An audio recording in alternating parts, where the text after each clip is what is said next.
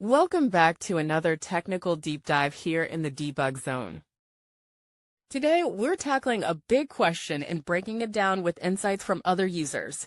Hopefully this clears up some misconceptions and helps you get the answer you need. So buckle up, stay a little curious, and let's jump right in.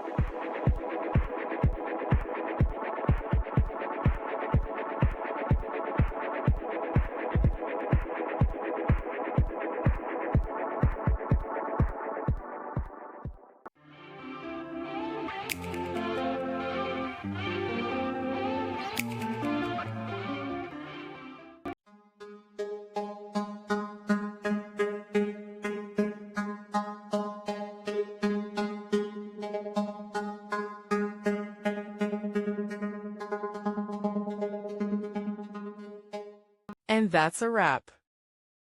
I hope you found the answer you were looking for. If you did, take a second to hit that subscribe button. It really helps out. And let me know in the comments which solution worked best for you. See you next time in the debug zone.